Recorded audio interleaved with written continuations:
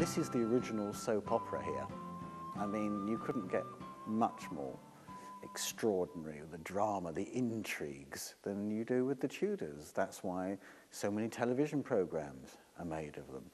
And although the television programs are really quite good, they don't bother sticking to the facts. They don't bother sticking to the right time periods and scales. We try and do that. We try and present something that is the real thing, that you can look at this show and you think, that's good. I've learnt a lot in that 2 hours or so.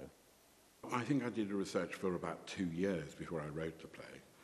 And I've always been interested in this period. It's something I think I probably lived through it in another life, I don't know, but it's fascinated me.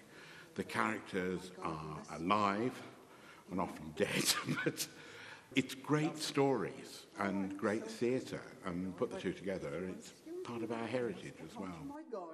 The show itself lasts for 75 minutes, and afterwards we both come out and do a question and answer with the audience, which has proved enormously popular. I can be asked questions as the king, or Ken, who's created all the puppets, talks about the show and about how the puppets are dressed. Well, it took me about 2 years to actually develop the puppets. First of all, I had to do a lot of research. That's going to the National Portrait Gallery, looking through loads and loads of books of all the court paintings at the time. And that's what the costumes are based on, because we wanted it to be as historically accurate as possible. Because if people are coming to see the show, we want them to see the real business. And after a while, once we decided what particular image we went for, we went shopping, and we went and found fabrics which not only looked the right period, but also had the right feel, nothing too thick, because they have to move on a smaller scale.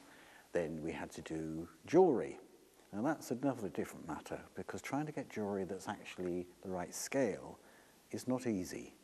But there was a lot of jewellery shops around London that do very small brooches and earrings, which make perfect pendants for puppets. And after that, well, we put the whole thing together. The puppets are actually very simply made.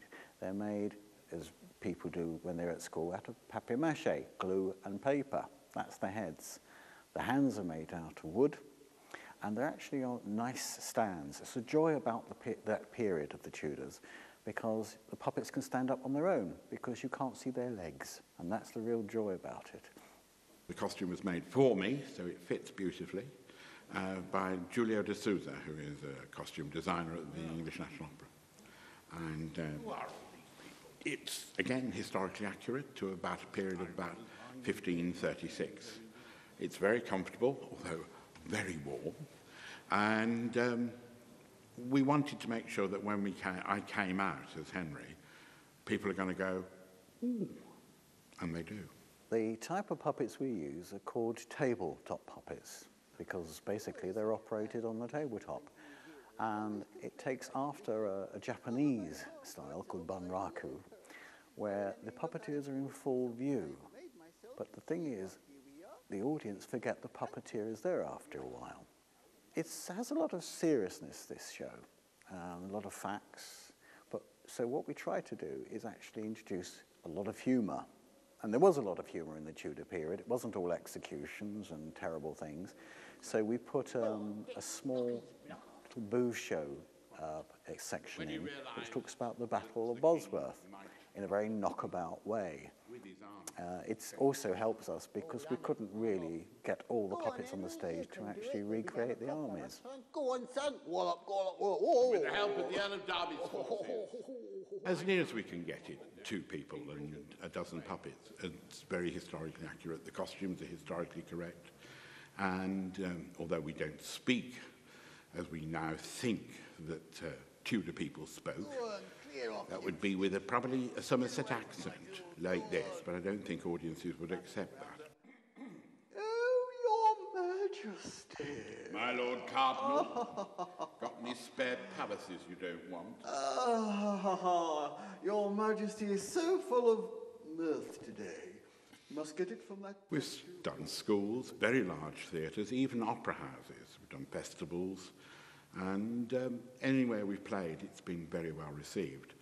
Often, surprisingly so, people have come along not expecting to enjoy it and then raved. We've received some of the best reviews we've had in our career. Children come to see this show, but the children are brought by adults. Now, if you can entertain the adults and make their laugh, well, then they're probably going to bring the children back again to see other shows, and that is very important. We're actually educating children in theatre.